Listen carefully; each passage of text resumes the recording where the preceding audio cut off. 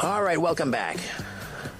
Are you tired of being scared off by the food police, constantly demonizing animal fat, meat off the grill? Well, maybe it's time we put some myths to rest. New research making the case for eating more healthy meat and embracing the nutritional power of animal fat. Let's tuck in to this conversation. Pam Killeen is an author and health coach with a focus on educating people about improving their sleep quality. She's the host of the Circadian Reboot with Pam Killeen podcast. Pam, welcome back. How are you? Oh, I'm great, Richard. Thank you for having me. Hearing so much these days about the carnivore diet, Dr. Jordan Peterson, of course, advocating for it. There's some very popular people on YouTube. I think that's Dr. Anthony Chafee talking about the carnivore diet. Now, let's just be precise here. What are you talking about? Are you talking about a carnivore diet or just consuming animal fats in general, which would include dairy and eggs and that sort of thing? Yeah, I'm probably more of a generalist. I have always advocated that people return to eating 3 square meals a day, because when we ate 3 square meals a day, we were actually the healthiest we've probably ever been. This takes us to about World War II.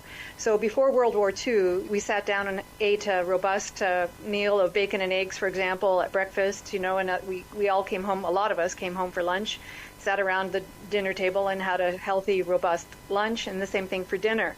And our fast new world has changed everything, unfortunately. But when you look at those meals, especially if you look at dinner, for example, you had your piece of meat, maybe some potatoes and some vegetables, other vegetables with it. You certainly used lots of butter, perhaps even some homemade gravy. So we were not fat phobic in those days. And statistically speaking, we were much, much healthier then as we are now. And we didn't have the obesity crisis. So here we were back before World War II eating lots and lots of animal fat and really didn't have an obesity epidemic like we see today.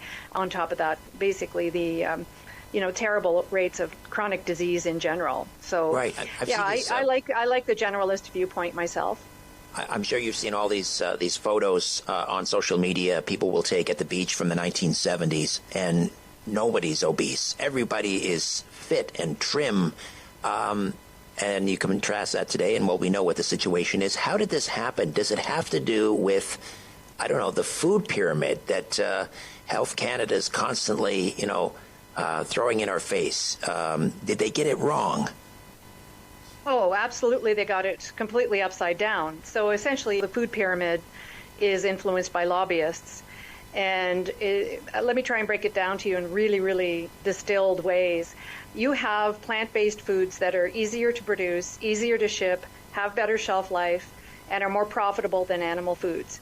And over 100 years ago, they figured out how to do the hydrogenation process. And so right there and then, over 100 years ago, you see the displacing nature of moving, shortening into the food supply. And to do that, they had to demonize butter. So they came up with very sophisticated propaganda to say, butter is bad for you. And if you're a housewife in the 1920s or what have you, you're more sophisticated, you're more modern if you're using things like Crisco, the shortening. And so, now when you fast forward to today, you see seed oils being used. They're liquid seed oils, or you still see the use of shortening. And it's these seed oils in general that have caused this rate of chronic disease that we see today. It's not the butter and it's not the tallow, it's not the lard, it's not those fats that have caused the problem, because we had reduced them dramatically. Hopefully we're starting to see an upswing because people are starting to learn that we've been duped as a society and that the government and the food pyramid are absolutely, completely wrong. Some of the carnivore diet advocates or just animal fat activists, if I can use that term. And I'm not sure if Dr. Anthony Chafee has mentioned this, but he talks about, this idea that cholesterol is behind heart disease. And so we're constantly at war with cholesterol, and we're taking statins. Now everybody's on statins. Like, it's ridiculous. Meanwhile, our brains are made out of, I think they're 20% cholesterol. And we see now Alzheimer's and dementia, like at epidemic levels. Did they get it wrong about that too, cholesterol and the link? Yeah, go ahead. Yeah, you're absolutely right. So dietary cholesterol was not the culprit. It has a lot to do with other things that are going on in the body. For those who have high cholesterol in general, if you look at the research, people with high cholesterol actually live longer than people with low cholesterol.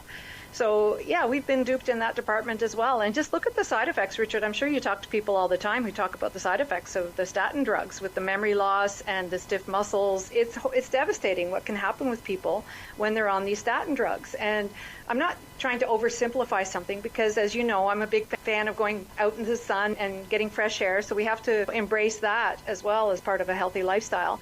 But this wrongful demonization of animal fat and cholesterol has really led to this chronic illness epidemic that we see today.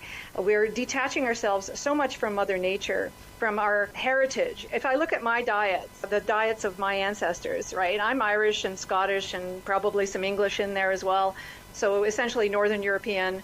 I mean, 100 years ago, nobody would have been afraid of eating animal fat or cholesterol. Nobody. And yet they were really, really healthy. If you look at the English diet alone, back 100 years ago, who conquered the planet? It was the English. They went around in their navies and they conquered the planet. How could they have done that if they were on a low-fat diet? They wouldn't have had the strength. And so we have to return to eating our ancestral ways, whether it looks like a carnivore diet or ketogenic. Some people like the ketogenic diet. But whatever you're putting on your plate, it should look very similar to the diet that your ancestors would have eaten. And what advice would you give to someone looking to transition to a diet that includes more animal fats? Well, certainly it would be good to eat things like bacon and eggs for breakfast, or sausage and eggs, something like that. It depends on how many meals you're eating in a day, but if you're having lunch, you could certainly have a sandwich. You could use sourdough bread, which is a more traditional food than your more commercial breads. And you could have a chicken sandwich. You could have a turkey sandwich. And hopefully you've made that from a roast on Sunday night, and you can slice the pieces of meat and eat that over the course of the week as in the form of a sandwich. There's nothing wrong with that. And then at dinner you could have a steak and potatoes and some vegetables. I think that's a pretty sound way to eat.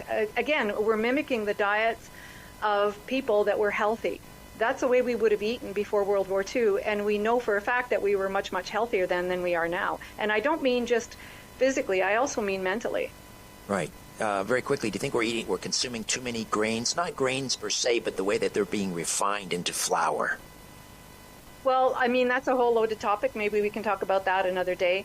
But Absolutely. The problem with grains is you start displacing one grain for another grain, or taking the grains away and you replace it with something that's allegedly healthier, and it's not healthier. So you have to be careful with the grain phobia in a sense as well. I do know that there is a problem with grains, but you have to be careful when you start moving them out of your diet. And what if you're replacing it with something that's even more toxic to the digestive system, for example? As you say, we'll pick up on that another time. Pam Killeen, author, health coach, PamKilleen.com. I'll put a link in the episode notes for the podcast tonight. How do we listen to the Circadian Reboot with Pam Killeen podcast? I'm on Spotify. I'm on all the platforms, YouTube, Rumble, Apple. So it's called the Circadian Reboot with Pam Killeen, and I've got several interviews up there right now. Fantastic. Great work. Thank you, Pam. Talk next week. Thanks, Richard.